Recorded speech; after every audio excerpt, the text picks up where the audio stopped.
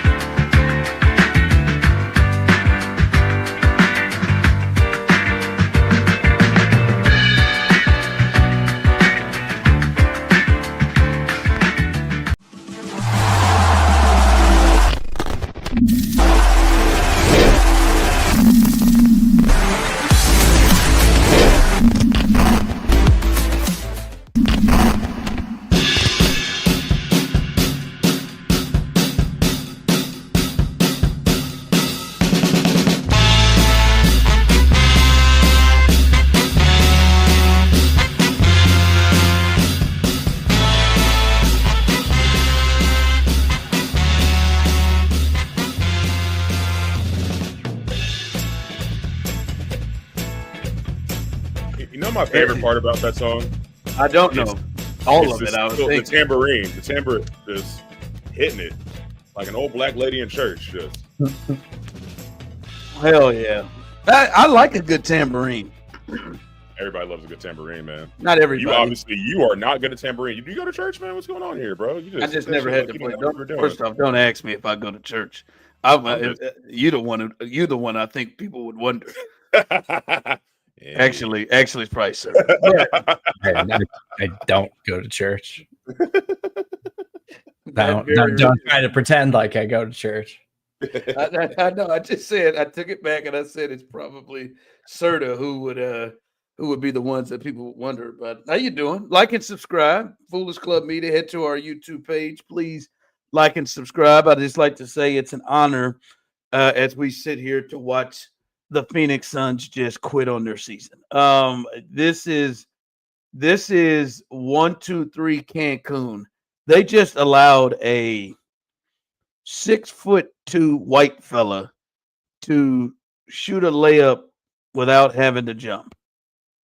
They just allowed him to go and stand under the basket, and he didn't even jump. He just shot it standing, and it went in. It is 71-43. They have just said to hell with it. Is what at one point I believe the Suns had 8 or 9 consecutive turnovers in this game, just straight down. I mean, U of H only had 4 in a row. They had 9 in a row right here. And why are you bringing up old shit, Ron? I'm not bringing up old shit. I'm just like that's the comparison point. By the way, I want to make this point. I have won every bracket that I have entered. As I chose Florida and against Houston, I had Florida winning. You want me to start talking about my fantasy football teams too? Well, first off, I'd like to get here, hater. First off, I'd like to. My name's Ron. I won all my brackets. Well, we just saw you soil yourself the entire show yesterday, crying about the fact that you lost your first bracket ever entered. Hey, look, I got third place, baby. I got third place at Odyssey overall, and guess what your boy got? Guess what your boy won? A $50 gift card to BB's, baby. Cajun restaurant, baby. Golf clap. Could you? Yeah, there you go. Explain it to Serda. They got chicken and waffles. All-star chicken and waffles. I like their catfish, or I like their fish tacos. Solid. Oh, they do have good fish tacos. Solid. That's true. I like chicken and waffles. Okay, that's good. I thought you were going to arrive and pull in and let us all know that we all already know that you like to cook. You're a mean cook. I thought you were going to pull in. I am a mean cook. I don't have a waffle iron, so I know it. You say, well, why don't you invest in one? But I feel like you so cold, you don't even need one, dude. He's like, I'm telling you, I can make the waffle without the iron, baby. It wouldn't be in the shape of a waffle, probably, but I could make a waffle. Now, with my winnings, I won the station award, and the boss said, "Hey, you got any bottle up to $150." What'd you get? I haven't decided yet. I'm gonna run that bitch all the way up though. And if it is 155, it is 155. Like I'm good. like what's the range, right? Like how much can I go over, or is it tacky if I do go over? Like, can I I feel like I can get away. Like I was looking at Blanton's single barrel Blanton's. It was like 149, 145. I'm guessing plus tax. That's gonna jump over 150. But like, am I good if it's pre-tax? Or like just should the total be 150? I know who your boss is. I know how they're buying it. I know where they're buying it from. It's probably gonna be a gift card, buddy.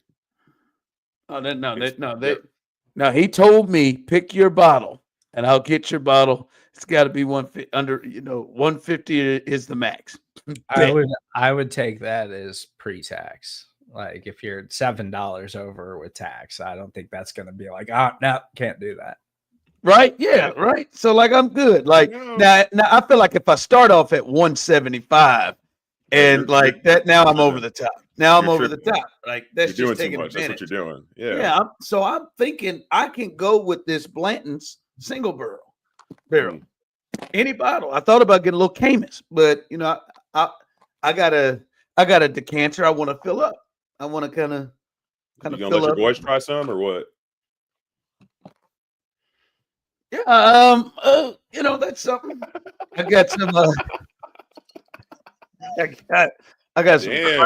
I got some Crown for you, man. I got some. I'm good on that. I want if I'm gonna go back, I want the good stuff, man. I want the Bullet. I got all of it. Tippy top shelf. Tippy top shelf. Yeah, yeah, man. We could look at that. We could look at that. Maybe have a drink. But no, man. Congratulations on your third place finish, and I. Well, you gotta say it like that, man. Well, I did. How did I say it? Your third place. Your third place. You didn't win. Listen, I understand. You need to, and Serda knows this about sports. I know you're new to it. You gotta hurt. You gotta lose a little first. You gotta feel some pain. You don't just jump out there and win it. Like Patrick Mahomes didn't just jump out there and win it. He had to lose in overtime at home to the Patriots. Michael Jordan didn't just go out there and win it. He had to get beat down by the Pistons for years before he won it. The greatest, LeBron James, didn't just go out there and win it. He had to get beat down by the Spurs, the Pistons. Yeah. All right. He had to go through that weird series against the Mavericks. All right. Mateen Cleaves at Michigan State just didn't win it. He had to go through some stuff. Look at the Houston Cougars. They've been going through it since '84, so theirs is a little extended. But like they got to hurt before they win. You just can't jump in unless you're Golden State. You can't just jump in and just win it the first time you get good. You I had to watch the Chiefs lose the AFC Championship game to the Patriots in 2018 on the field. Watch the Patriots score the touchdown in overtime to win the game. And then I had to go in the Patriots locker room while they were celebrating and ask them questions because I was getting contracted by a Boston sports radio station to do it. See, you were pissed. I was pissed because we were a game away from spending the week in Atlanta. We were a win for spending the week in Atlanta and being down there for Radio Row for Super Bowl, and we missed that. But you got to lose. You got to feel pain in this thing. You got to feel pain. No, right? I felt it. I definitely felt it last night. I felt a lot of pain for my boys. As all of our viewers will know, that I was going for U of H. No. Hold on. Okay, I was going to explain that. Let's make it clear. You were going for your bracket. I was going for U of H because they were at the top of my bracket. Okay, thank you, Ronald. That's a damn shame. I was really feeling it, Serda. We said it, Serda. I heard you say it yesterday. This is the first time you're going through some sports pain. And it wasn't really sports pain. It was this son of a bitch's bracket was off. That's what it was. Is that not the same thing? That's fine. That's fine. Is that not the same thing? No, it's not. I've lost a fantasy football championship. It sucks. You waste all season long to get there, and then to fall short at the finish line, it's brutal. Yeah, it's not comparable. I just wanted to be at the tippy top, man. I want to be at the top. It's not comparable as a fan when it comes to, your team having a chance to win it all. I'll tell you, many Houston Cougars fans didn't give a flying F about your bracket yesterday. They were hurt that they lost because they couldn't get a shot up. Hey, here's the cool thing about being a fair weather fan.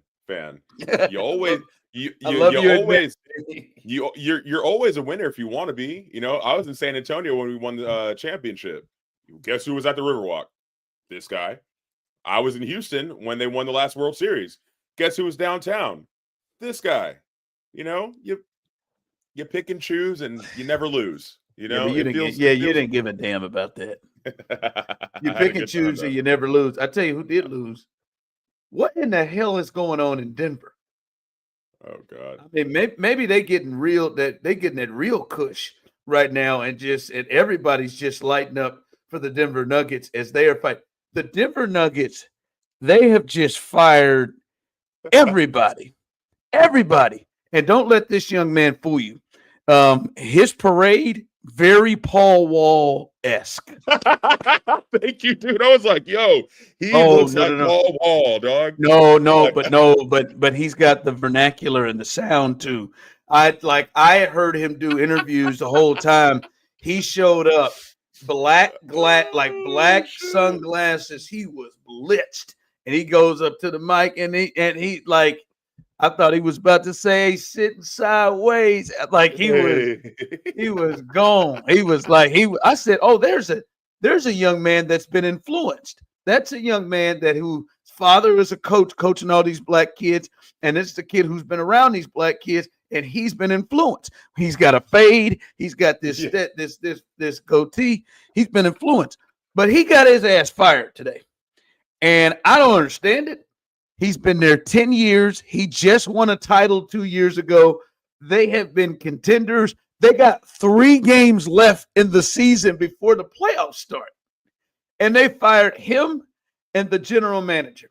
And I would like to get to the general manager in just a second. Serda, I sent you to the group a photo, and I would like to see if you can get that up when I ask for that, because I would like to do an experiment that I think is the most interesting part of this whole thing of Denver firing everybody. But it is like they've got Nikola Jokic, who I think is the best player in basketball. He may not win the MVP, but he is the best player in basketball. And 3 games left in the season. They're the 4 seed with a shot. They're a game back of the 3 seed, a shot to get to the 3 seed, and they just fire everybody. Like, clearly, right, Serda, we've watched this before. Clearly something happened. It makes no earthly sense that you would just fire your head coach who won you a championship 2 years ago, who's your most winningest coach that's been there 10 years, if something didn't happen big. I don't think it's gambling like some people said. I think that would have come out.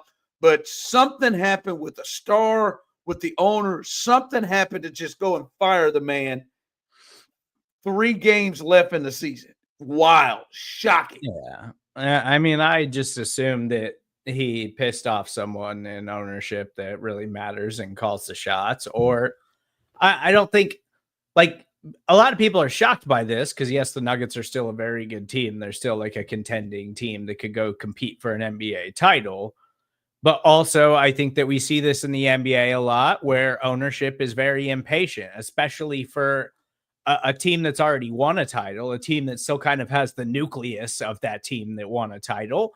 You would expect them to win a little bit more than they have, as opposed to last season. Like, or are they out in the second round last season? Like, it was a 7-game series. Like, but this is a team that still has like the nucleus of a team that's won a title recently in years where you felt like you could make the argument that the NBA was kind of wide open. I know last year the Celtics wound up being like a dominant team, but the past few years it felt like it was kind of wide open who was actually going to go win a ring in the NBA. And you felt like maybe the Nuggets should have been a little bit more involved in that, even though they did wind up getting a ring out of it. Yeah, they won it 2 years. I just like the timing of it. Even if you had reached a point where you were done with Michael Malone and Calvin Booth, like, you don't do it. Like it's almost like they punted on the year. You just wait till the season's over, right? Like there's there's no way that, and they're going with an assistant on the staff, but there's just no way that they're in a better position firing the coach and having somebody else take over with 3 games left before they get to the playoffs.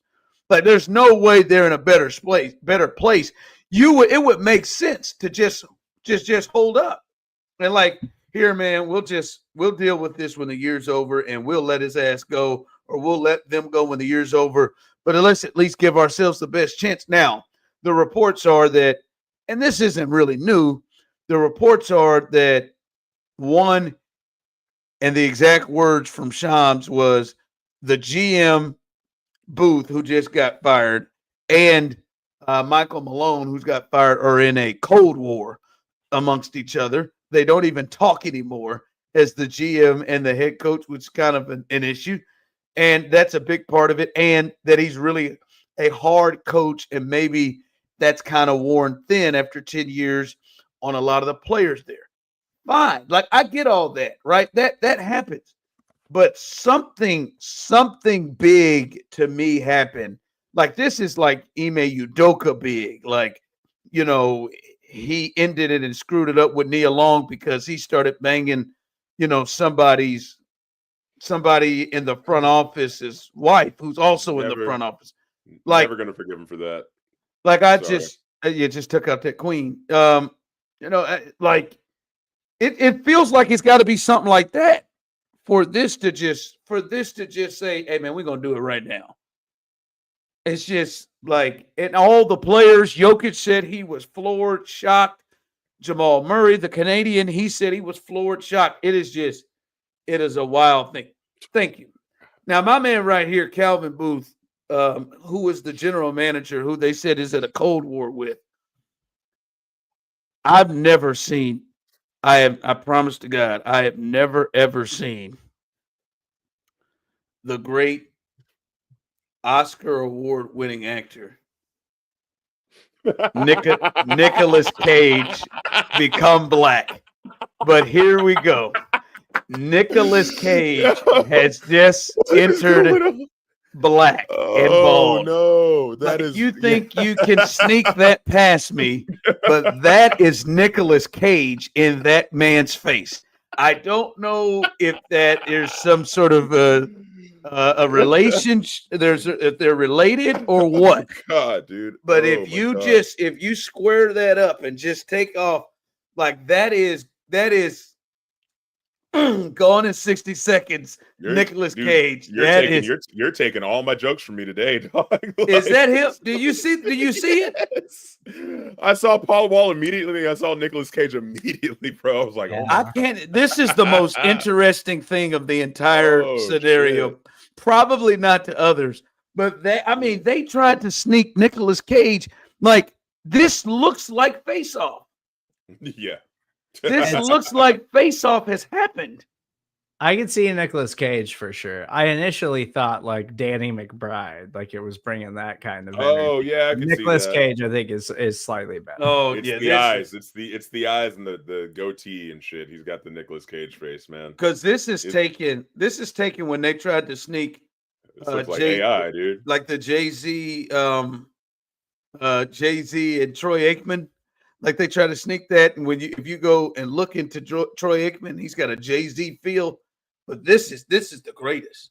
I mean, this is Nick Cage. This looks like he and John Travolta did Face Off, and he took his face off and put it on whoever this Calvin Booth person is trying to make us believe he is.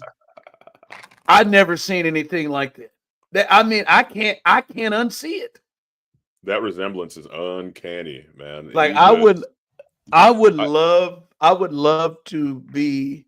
Obviously, he doesn't have a job anymore, but I would have loved to have been in Denver and been a host there, and I would just interview him as I'm interviewing Nicolas Cage. Like those, like I would just, I would keep up the bit, Serda, and just. So in raising Arizona, they say that you were method acting. What did you really channel in that role? I see that you've been more of a surrealist actor most of your career. Especially. Yeah, I'm just done. Anyway, yeah, continue. I'll be in there. I'll be in that. You know, but I call him Calvin. But I would continue to do the interview as if, you know, you've shown so much range in your career here, from roles like Leaving Las Vegas to Con Air and all these type of movies. Like, where did that come from? You forgot Calvin. your bunny. That's my favorite. Like, That's my favorite line in Con Air, dude. You forgot your bunny, and he Hey, just but holds that ragdoll butt. That bunny has been through hell and high water, and he decides to give it back to that girl. It's just probably gross as fuck. And you really sneak Dave Chappelle in right through that film. Like, they almost sneak him in. Oh yeah, it's Dave Chappelle, the great Dave Chappelle. That was before he had really broken through. He just had a really small role. A lot smaller. Was that prior to Nutty Professor, or I think that's after. That was after. I was after Nutty Professor. Okay, So he was recognizable at that time, but he wasn't quite Dave Chappelle just yet. Yeah. No, Nutty Professor was like young Dave Chappelle. That was young Dave Chappelle. This shit freaks me out. Like, you think he's gotten it before? I don't know if he's got it. Like, you think 100%? Yeah, because I'm that type of cat. Okay, I think I told you all this story already, but when I met a friend and I was just like, "Oh man, you look like Jake Gyllenhaal. You look a crazy amount like Jake Gyllenhaal." And then his girlfriend was there, who was super attractive, and she just goes, "Oh yeah, I look like people tell me that I look like the guy from A Knight's Tale, Joker, Heath Ledger." Yeah, Heath Ledger. And she's like, "People tell me all the time I look like Heath Ledger," and I was like, "Ooh, that's awkward. That's weird." They tell her she looks like Brokeback Mountain. Heath Ledger. Yeah, dog. It was wild. But I feel like if I look like anybody specific, like I mean, I get it all the time. Marvin Gaye, you know what I'm saying? I put the beanie on, they're just like, "Damn, you look like Marvin, man." I'm like, "Thanks, man. His soul is, rests within me. You know, it's there. How many people told you that? How many people? A few people have told me that. I mean, I'm not trying to hate on you, but I mean, how many? Like, I'm not trying to like that. I don't believe. Like, do you see it? I'll send you a picture where I think I look like him. You did. So you have a photo where I wear a jean jacket and a beanie, and I look like Marvin Gaye. I don't know what it is. It's just like you sound like you look like you could look like try to look like him in costume, but not like him. Look, man, people have told me I look like him. Okay, calm down. Can I ask you a quick question? No. Were they white? Can't. Were they white? No. One of them was Reggie. Okay, one of them was your coworker. Oh well, sir. Reggie's being nice. Yeah, Reggie just he got wind of that and he's just being nice. Nah, you're tripping, dude. I look like him. I've gotten Pete Davidson a lot. I could see that. Can we take a stop there? I could see that. I don't. Bruno Mars before too. Well, that's a lie. But I watched. It wasn't me. I asked for him to say that. I watched Pete Davidson, and I saw him come up on the Verizon commercial the other day, and he looks like he's a spokesperson for Verizon, which I am certain he's getting paid good money for that. He was with Taco Bell, which he was getting paid, I'm certain, good money for that. And obviously he had the run with SNL, and he's done stuff. I don't get it with Pete Davidson. Like, there is, like, my first introduction with Pete Davidson, he went really deep, and it was a hell of a joke that shook me. It was at Kevin Hart's roast, and they were talking about, he got up there and he was like, "Oh, Kevin Hart, I remember you first seeing you in Soul Plane. That movie was so terrible. It's the worst experience I've ever had with a plane."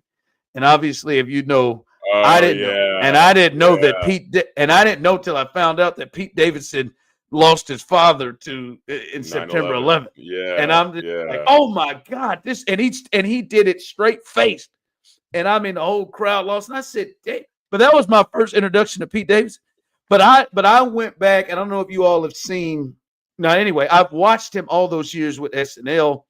I don't know how he's pulled some of the chicks he's pulled either, but whatever. But I've watched him over the years at SNL, and then during this SNL 50 on the cock, they they did like a 4 or 5 part special, and one of them was just on auditions through the years and what it was like to go through auditions. And like he was on there multiple times. I don't know how, and they even showed people who we all know now that didn't make it. Yeah. Like Kevin Hart, who didn't make it, who did like a deal about like a dude who had a seized neck and his whole body was seized, and he did a bit there. Steve, who's the Steve, who's the host late show?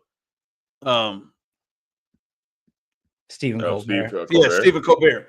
Stephen Colbert was on there. I thought his bit was hilarious. He was a server who was definitely afraid, or definitely like nauseous of soups, and he had to come out and give like all the recommendations of the soups that were on the list that day. And he's damn near throwing up every time he had to say it. Like I thought there was some funny shit.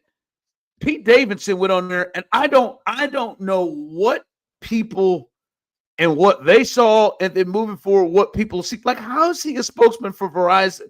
I'm not trying to hate. Get yours. And Taco Bell, I just don't get it with Pete Davidson. So the story I always heard, and I'm trying to figure out who this comedian chick is. I can't remember her name. Okay, so I found it.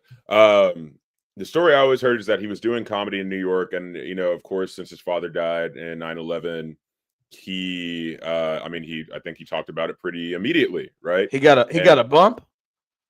He got a bump. So like Amy Schumer saw him, I think like took him on the road a couple of times or something like that, and then Amy Schumer was real cool with Lorne Michaels and was like, "Yo, this kid needs to be on SNL," and so he always attributes his time at SNL to Amy Schumer specifically. I'm pretty sure that's right. But do you are you entertained by Pete Davidson? Fuck no, hell no. His stand-up is dry as hell. His stand-up is so dry. And then like he had the audacity to like go to Charlemagne and be like, "Oh yeah, like I feel like I'm not getting any airtime or anything like that, and SNL's super competitive and people don't want to work with me and they just kind of play me as this like dumb character, blah blah." It's like I don't know what to tell you, dude, but I mean it is what it is. He really only got famous he really only really got famous after he started like fucking stars. You know what I mean? Like he got up with Ariana Grande and got with some other people. And he got Kim Kardashian. I'm sure he's like funny in person. Most comedians are like super hilarious in person. You know what I mean? Like uncontrollably, where it's almost annoying. But like, you can make them laugh. You can, the rest. I think that's what it is. Like I actually did see him live, like in person. You're entertained. Like you see it. I thought it was fun. Like it wasn't like hysterical or anything, but it was a good time. Like you go out to a comedy show, like in person, you're very rarely coming out of that thing like, "Oh, that was absolute garbage," and I like just didn't have a good time at all. Like at least that's my experience when I go to live stand-up performances of like people that are known. I'm not talking about just like open mic nights, but it was fine. Like I had a good time. I thought it was entertaining enough, but I never like loved him on SNL. I've never like necessarily loved his whole like kind of like shtick about things. I don't think he's like wildly creative or something like that. I just think that like, yeah, he's like charismatic enough that he's been able to cultivate relationships with people that continue to get him paid and continue to get him opportunities. But like, he hasn't made anything particularly good. He's had several like shows and stuff that have really just like not gone anywhere. Like, and now he's just like doing lots of commercials and kind of popping up in movies occasionally here and there. But he's not like, it's not like he's making this like star comedy turn or something like that. No, but like he gets these like I don't know what, like how do you get to it? Maybe he's got a hell of an agent. I don't get how like Verizon said, "Ooh man, we got to have him." Like, or Taco Bell was like, "Boy, we got to have him." In all fairness, I'm pretty sure Verizon has like a commercial with Keenan and like a couple other like people that are currently on SNL. Oh yeah, Marcelo's on. Yeah, Marcelo has a Verizon commercial as well. I mean, yeah, I guess for me is I don't like even guys that don't do it for me or women who don't do it for me. There's a space where I can see how they could be like appealing as comedians, like Jim Gaffigan Jim Gaffigan. Like he's not my favorite. Like he doesn't do it, but I can see like how he could be entertaining to people. Like Ellen DeGeneres' stand-up is not for me. I could see how she could be entertaining to people. I don't like or could be someone like they say, oh, we want to build a show around them. Like you're right. He did that, whatever that movie of Staten Island was. Staten Island, that was awful. He did that, and he was on a part of some show recently with Joe Pesci. He was in a movie called Bodies, Bodies, Bodies. That movie was actually really good. I love that movie, but he really didn't have like a super significant role, and he didn't really play anything crazy. It was pretty much playing himself. He's in the first like 20 minutes of that movie. Yeah. And then like and then like on SNL, there's nothing Bupkis memorable for him. Was like the name of the show. Bupkis, yeah, that's the one with Joe Pesci. Yeah, I never watched it, and I think there was a lot of like star power behind that show, but I just saw that like it didn't get reviewed very well, and just like never was interested.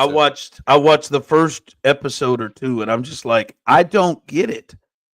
Like I don't get what Amy Schumer, or maybe it was. I don't know. I just don't get what Amy Schumer looked at and Lorne Michaels looked at all those. Like, I don't get it. There is just nothing appealing. And get your money, do your thing. Clearly, I think one of the things we have heard about, him with the ladies as he's pulled off is like, clearly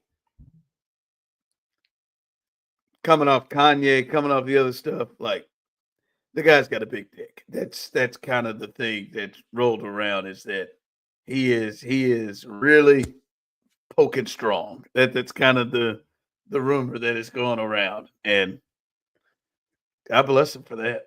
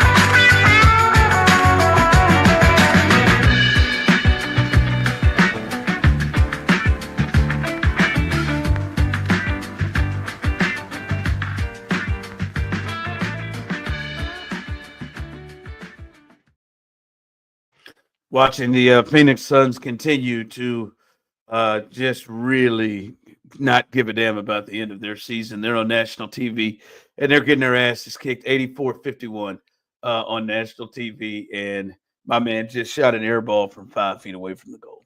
It is why is Steph in here still playing? This is ridiculous. Draymond might take somebody out here in this game, but if you listen to the show, we still got Big O's heat check. We'll get to that in just a bit. Again, like and subscribe. Please head to our Foolish Club media page on YouTube. Like and subscribe. Don't be a bitch. Is that a little too harsh? I like the threat. I mean, I see the vision. Is it a but threat? I mean, Don't I feel like like and I mean, subscribe. it's a Don't threat. be a bitch. It's a threat / an insult. You know what I mean? It's cool. Let us know in the comments if that works for you guys. You know what I mean? Like and we'll subscribe. Like and subscribe, please.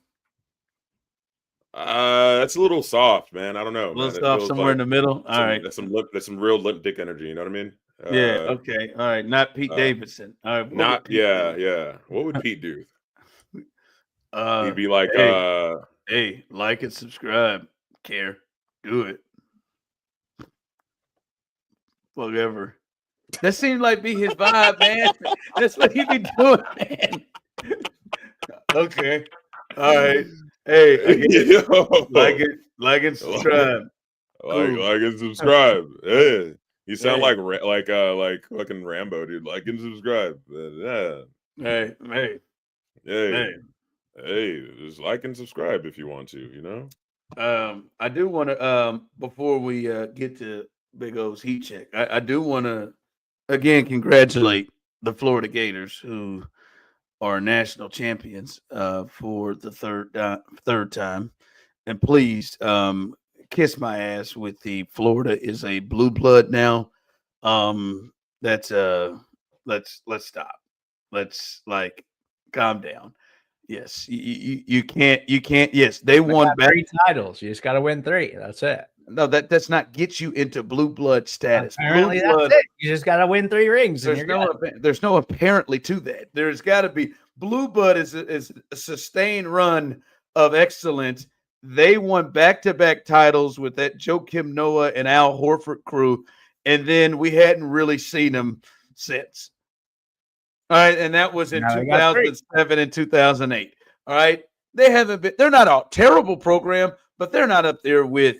Like, to me, the newest Blue Bloods, like the original Blue Bloods, sort of, maybe I'm leaving some off. I don't know why I would lean on you, but maybe. But it's UCLA, Kentucky, Kansas, North Carolina, Duke, Indiana. I think those are the real old school ones. Then I think they're Indiana won recently. They're still a blue blood. Yeah, they're still a blue blood. They've had sustained excellence for long periods of time. All right, UConn's defensive. And so then I think the newer ones that have joined the table here of late, that's the original 6.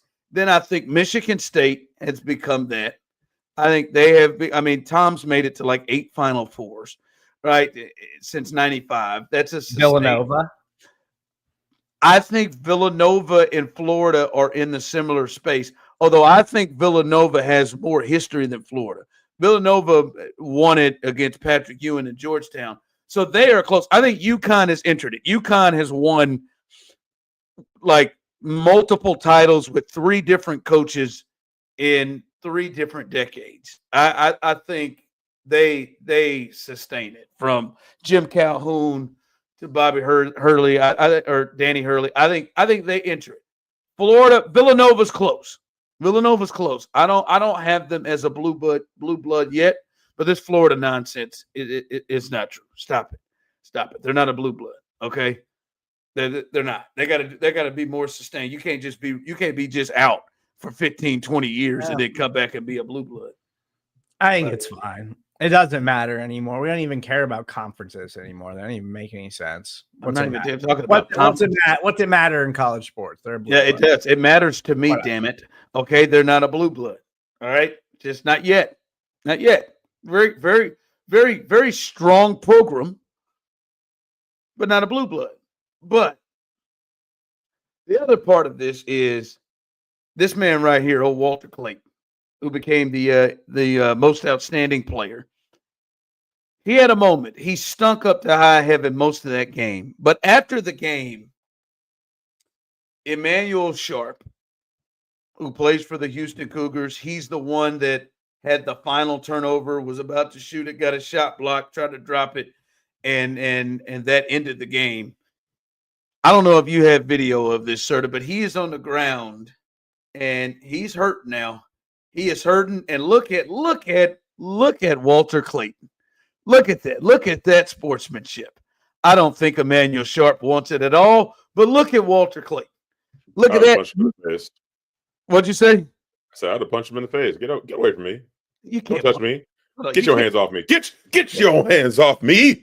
Coming over there to just tell you, hey, Like man, Denzel. good, man. That's professionalism right there. There it is, man. It was good. I don't even know that Emmanuel's aware of him, but he's there. He handled it that way. So it got me to thinking. Everybody's praising, boy, look at that, man. That's class from Walter Clayton. It reminds me of the complete opposite of what Angel Reese did to Caitlin Clark when she beat Caitlin Clark for the title. And this is Angel Reese after the gut-wrenching loss that Caitlin Clark had. She's hitting her with the "you can't see me," and walked her down, Jack. Walked her down, point to the ring. Really shoving it home. Like you want to piss off white America right there to their Midwesterner, their hero, Caitlin Clark, right there. That was the thing. Now tell me this. Do you think if Angel Reese would have handled that the way Walter Clayton handled it, do you think women's basketball and these two's profile would be as high as it is right now? If Angel went the high road and did what Walter Clayton did, went over there and hugged her, embraced her, do you think that women's basketball and the profile of those two will be to the level that it is right now? That they're bigger than any college basketball player. Both of them were the two biggest stars in college basketball, men or women, last year. Those two helped bring the WNBA. Do you think if she handled it nicely like Walter, that they'd be in this position? Probably not. I think that Caitlin Clark's profile was already like and Angel Reese was big. Like I was aware of her, not totally locked in. Yeah, she was the Bayou Barbie. She was the Bayou Barbie. Yeah, but like I was aware of her, but like Caitlin Clark was already a star. Like Iowa was selling out like road basketball, women's basketball games that season because people were traveling to go see Caitlin Clark play. But I do think that it improved Angel Reese's stock, and the awareness of her, because there's people who sometimes just being aware of them is a positive outcome for athletes, especially when you're in a growing sport like that. And I do think that there was enough people watching that game that then came away like hating Angel Reese because of the way she handled that situation, that there's people who hate watch sports, who will hate watch teams to watch those people lose. I think we saw it with Tom Brady. I think we see it with the Chiefs now. Like people hate watch the Chiefs, but there's a reason the Chiefs are always on in prime time, because you're going to watch them no matter who they're playing. And whether you love them or hate them, you're going to watch it simply because it's the Chiefs. And I think it's kind of a similar circumstance with that. Yeah, I'd have to. I agree, honestly. Like, I think having an enemy, an antagonist. An antagonist. There we go. Having an antagonist is always, a good thing, especially because everybody kind of saw Caitlin specifically as the homegrown American girl, little white girl from the Midwest that's, hooping like Steph Curry. It definitely helps with the story of, Caitlin versus Angel. But honestly, if I'd much rather Angel do what she did to me than what Walter Clayton Jr. did to old boy. You read the trash, bro. Yeah, I'd rather the trash talk, bro. Like, so I can just stay hating you. Now I have to like you. Now all of a sudden, because you did something nice to me and stuff like that, I got to be like, you have to out he is a good guy. He is a good guy. No, fuck that, man. I hate you. I want to hate you. I want to hate your family. I want to hate everything about you. I want to hate you for life. Fuck you, feed fish heads. Like, I'm done. Like, it's really sports hate. Now I feel like you're moving this into real life, like extending past to the sports. Listen, no, I think you're wrong, Serda. First off, I think maybe you're mixing like years up. That is the first year. Caitlin Clark really started to sell out stuff the next year. Coming off of that year, she really, guys, it was the best thing ever to happen to women's sports. That moment right there was the best thing to happen to women's sports, because you know what happened. Osita, you didn't have to watch it. You didn't have to be there. Serda, you know exactly what happened. When that young lady, she had just beaten that all-black South Carolina team. And I mean, she's from Iowa, and not just beating them, she's putting up like 40 points, right? Like, and now we're starting to get her, and she had a little swag. There was that time earlier, that girl against Louisville was about to shoot, and she was walking out there like she was going to defend her, and then stopped and just did this to her. It just baited her to shoot it, and just pissed off everybody else.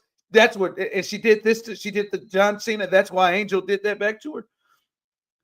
But right there, that made you pick a side, and not just pick a side, but you picked a side that is emotionally race driven. Every black person in America knows that was shitty sportsmanship. That was somebody going out and being the villain. Like, that was someone choosing. Caitlin Clark had done nothing but say positive things about Angel at all this. And listen, she can take it, but she walked her ass down and hit her with this, and then hit her with the ring. Lord knows these black folks would have lost it if she'd have done that to Angel Reese. I mean, lost it. But it made you pick a side, because them white folks came out in droves. This black bitch did this to our Caitlin. Hey! Oh, I'm just telling you what they say. She's a queen, my guy. She did this to our Caitlin. And Serda, there was nothing more anticipated than them two on the court again. And then Angel didn't slow off of it after the post game. She stayed with it. You want me to be the villain? I will be the villain. Now, I don't like that Angel has tried to back off in and out about being a villain and not being a villain. When you do that, you're asking for it a little bit. But it was the best thing to happen. Caitlin Clark's profile wouldn't be this big. She would be big. She would be the biggest probably thing in women's sports. But that next year took off because people wanted to just embrace her. Either you were on one side, you were on the Angel side, or you were on the Caitlin Clark side.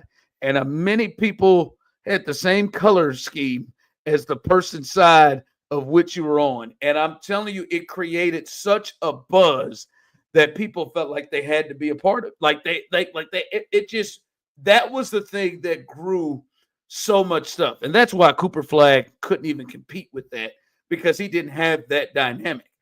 That move, right? And she'd have just gone over there and did the Walter Clayton, I think it'd have been like, oh wow, look at that. That was great. Angel, a class act, blah, blah, blah, blah, blah, blah, say this. And it would have been, there wouldn't have been the extra, boy, if she'd have. I think Walter Clayton's evil for that, man. But worst moment of your life, and you're just like, you know what, buddy? It's okay. Get up. It's all right, buddy. You can get up. You don't have to sit there on the ground and just sit there and cry. Yeah, I know you think it. I know you think it is, but it don't. There ain't nothing else that's created from it. We knew that those two women were coming back to college basketball the next year, and oh my God, what is going to happen the next time we see them? And I remember they played in the tournament last year, and the committee made sure we got the matchup because they made them and they put them in the same region. And I mean, Iowa had beat the hell out of them, and I was waiting to see if your girl Caitlin would hit her with a. That's my baby. But she didn't. She went Michelle Obama and shit, and she went high. But I was hoping she would get to the basement down there with her. But boy, I mean, I'm telling you, that was the best thing That was the best thing to happen to college, to women's college or women's basketball in general. And they've taken this all the way up to the WNBA. And Angel has read the situation, and Angel has understood the assignment, and she has continued to do it, like throw weird elbows at Caitlin, or do other things. We should bring back celebrity boxing. I feel like there was more peace back then. You know what I mean? Everybody got the chance to duke it out real quick. You can think about it. You could have Caitlin versus Angel. You could have Stephen A versus everybody at this point. Yes, that LeBron that's beneath him. Drake versus Kendrick. You know, you could have Kenny versus Charles. You know, it's more maybe Shaq and Charles. Maybe Shaq and Charles. Shaq and Charles, really? Oh yeah, they run it. They're the ones who really go at it with each other.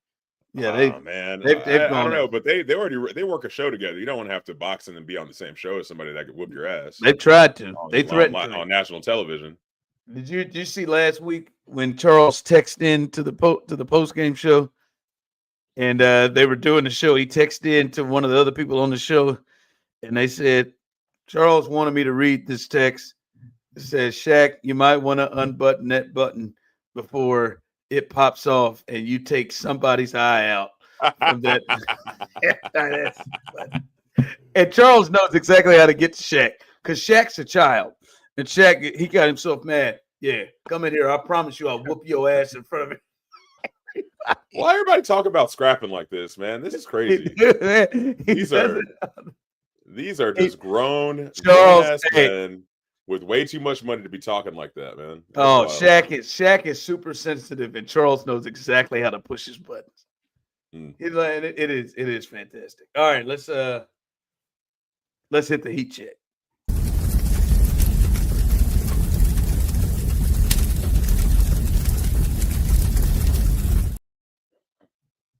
Guys, I had to take my jacket off for this heat check. I was about to say, are you in a white beater?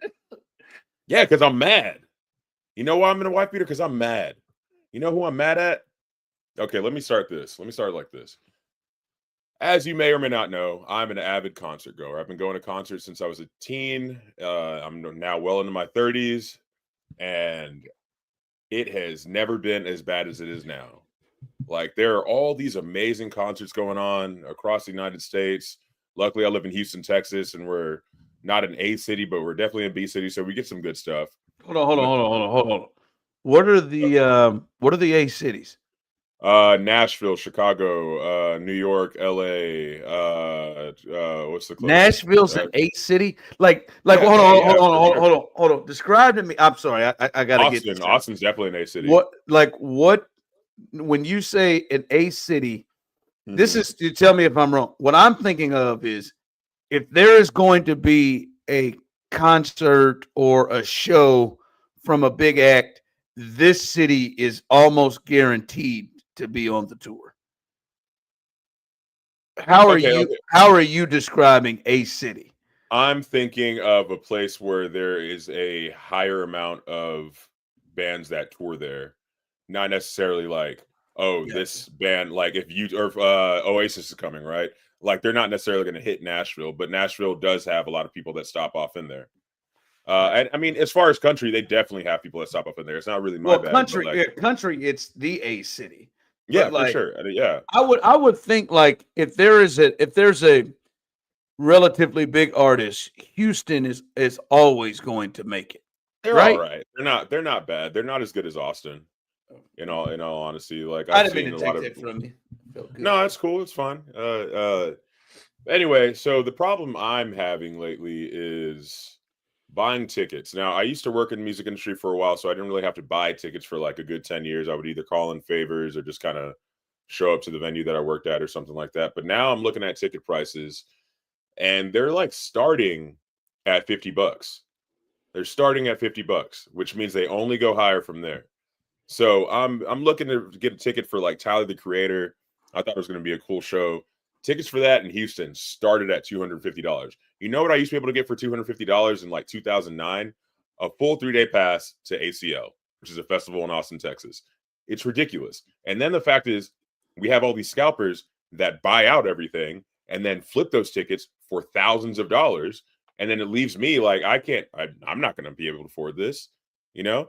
And the worst part is that I could understand if a lot of this money was actually going towards the artist, you know, because like I definitely want to support the arts. Like I realize they get screwed in these 360 deals by these you know, record labels and stuff like that.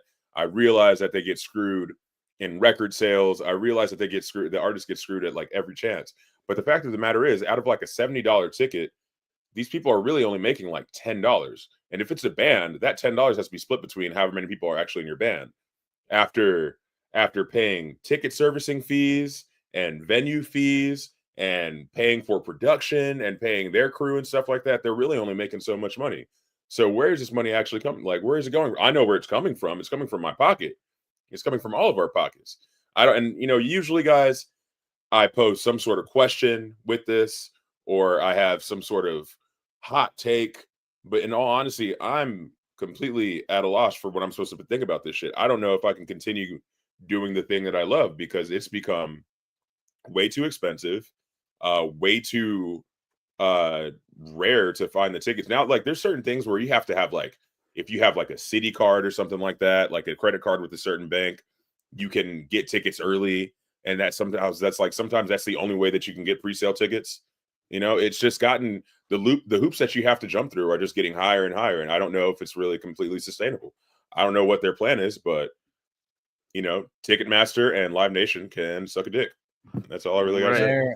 There was at one point Joe Biden was actually going to like supposedly do something about Ticketmaster and like the astronomical prices and the monopolization of like concert going. He fell asleep. But of course, everybody just bitches and complains about everything, and then nothing ever actually gets done. So nothing ever came of it. But it is a real problem. You know, I worked in radio for a long time, and we had an alternative radio station, RIP 96.5 The Buzz, and they used to put on a lot of concerts, and so I got free tickets to anything that they were affiliated with for years. And it's awesome, isn't it? It is, man. I went to tons and tons of concerts that I didn't have to spend money for. You remember that Weezer concert we went to? Yes, I did go see Weezer. I don't recall you being there, but you might have been. But I went to you know, dozens of shows a year because of that. But I would have never been able to afford that on my own. I was just getting tickets for free to stuff. But tell me this though: is this different from, because you use 2009 as a reference to what it was? Is this now? But I'm just saying, is it different from anything else in price and pay that is moved up? Like, okay, so you're speaking. So I did want to relate that back to sports. So I would ask you, how have ticket prices for sporting events been within the past like 2 decades? I'm sure they've gotten higher, but have they gotten like astronomically higher to the point where it's like unaffordable for the basic patron? Because that's how it is for concerts at this point. No, I mean, I think, yeah, depending on where you want to sit. Like, I mean, like, no, I mean, it can be the box office thing too, which like it's Ticketmaster jacks up like all the service fees and whatever. And generally, if you can go in person to a box office, they're cheaper and you don't get charged all the fees or whatever. But like, again, it's hard to do that for lots of people, especially like when, you know, you're trying to pre-order things or they go on sale at a certain time. Like, I went and saw Jack White, and thankfully, my girlfriend works at the venue that he was playing at. So she was able to score me some tickets, but she still had to buy the tickets, but she was there to buy the tickets for me. So I didn't have to like go wait in line because they sold out in 20 minutes. Yeah. Was this that last tour where he was playing like smaller spots? Yeah. What venue does she work at in Kansas City? The Uptown Theater. Oh, nice. Oh, okay. Great spot. Yes. Yeah, that's sick. Yes. No, I don't know, man. In all things, and I don't go to concerts or go to shows as much as you guys do. But I've not gotten to feel like, damn, man, this thing has, like, from 2008 or 2010, like, it's not a natural progression. Like for me, not as much as you go. Like, and granted, I will generally go to really big shit, right? Like, my wife, bought the tickets to Beyonce when they came here, and I guess when I saw it, I'm like, yeah, that feels about right. If you want to sit in that area like that, that feels about right. And I do, and I remember she went there, and I remember we went to see Beyonce in St. Louis. I surprised her on a Beyonce's her favorite artist. I surprised her on an anniversary. We drove up in Kansas City to St. Louis and went and saw her there. And there's a pretty big difference in the cost of that. That was probably 2015, 16 compared to when Beyonce was here last year, whenever that was. I mean, it's a difference, but I've never noticed and felt like, damn, that's a big major, like a crazy jump of like, hey man, eggs used to cost $2 and now they cost $9. Like I didn't like it. It hasn't been a feel to me. It's just felt like the natural progression and where we are right now. As I used to go to 4-day fish festivals, and it would cost like $190 for like a 4-day pass. And now you want to do that. Most of the time you have to buy individual day passes, and the individual day passes are like $150 a piece. So if you want to go to all 4, you're looking at $600 to like $800 to go to like a 4-night show. And you used to be able to do that for less than $200, and you get all 4 nights. And even on that standpoint of like individual shows these days are being priced at $250 to like $350 for one ticket for one night for 2 artists. That's the amount, like I said, that I would pay to go to ACL, a 3-day music festival. I remember I went to Coachella. I paid like $400 for my ticket. I used to really. There was a moment, and it was probably about, I'd say, 23 months that I really wanted to go to that. Coachella? Like I really want to go to Coachella. But it was good. I went the year that there was the Tupac hologram. So it was Dr. Dre and Snoop Dogg playing, and there was this realistic Tupac on stage that freaked me the fuck out, to be completely honest. But I will say the best part about that. Okay, story time. So check it. I like alternative bands, obviously. There used to be this band called Mars Volta. They're still around, but before that, they had a band called At the Drive-In, and they're from El Paso. So, like, Texas rock and roll people love that band, right? So, At the Drive-In was playing right before Snoop Dogg and Dr. Dre. So, I'm like, I'm finna go see At the Drive-In and then stick around for Snoop Dogg and Dr. Dre. So, I'm sitting there, and all these people, actually, the show before At the Drive-In, I can't remember who it was, most people are like, oh, yeah, we're going to chill in the front, blah, blah, blah. And I was like, do y'all know what y'all are about to, like, how crazy this is about to be? And they're just like, no, it'll be fine. We'll be able to, thug it out. I was like, cool, that's fine, whatever. So mind you, I'm in California. I'm at a major music festival. I run into the little brother that, I don't know if you ever watched that show, That's So Raven, back in the day. Absolutely. Orlando. Okay, not Orlando, but I ran into Kyle Massey. Kyle Massey, her little brother Corey on the show. And so he's there with his cute little girlfriend and everything like that. I'm like, oh, man, I used to love your show. That's crazy, blah, blah, blah. Dude, I met him maybe like 60 seconds before Out the Drive-In came on. As soon as they came on, they played One Arm Scissor, and it was like a wall of death. Just like my feet were off the ground. I was moving around. I couldn't, like, there was nothing that could be done. Yeah, I'm not in that. That's not my ministry. Chaos. That's not my ministry anymore. I loved every second of it. It was an amazing day. It was so much fun, and it weeded out all the weak people. So then I was like in the front for Snoop Dogg and Dr. Dre. I was having a good time. It was a great day for me. Yeah. That ain't. I don't want to deal with that no more. One of my best friends, Steve. He goes. He went to Coachella several years. Joe Summers would run into him there. I feel like them cats wasn't peeing or eating for days, and that bad boy. So like like that like people be going days without bathing. Yeah. I'm out on that, dog. It happens. I'm out. Sometimes you gotta risk it to get the biscuit, man. I think the last thing I went to, I wasn't into it. I went to Bonnaroo. Oh damn, you went to Bonnaroo? Yeah, a little bit. Yeah, I had I had a roommate that was like, "Oh, come on, you gotta love it. You'll love it. Come on, we gotta go." And we're in Tennessee, and I'm like, "Yeah, I was. I mean, I got hammered. I mean, I was like real jammy Bonnaroo too. That was before, because that was it. If that was like 2000s, that was before it got like totally commercialized. Oh yeah, it was early in it. Yeah, I was sitting there just Pat's Blue Ribbon, man, PBR, just getting just absolutely just toasted. And I'm like, I remember I went to that. I'm like, nah, man, I ain't got that in me again. I'm gonna let y'all hold that. Like, so what? It's like everyone is on heavy psychedelics. I don't know what stage is which stage, which stage is what stage, and they're literally called which stage, this stage, that stage. Like I'm trying to get an understanding. What do you think? Like, what do you think your expectation would like? What do you think the cost should be? I feel like for one ticket, like unless if I'm sitting on the floor of something, maybe like $100-something. You know what I mean?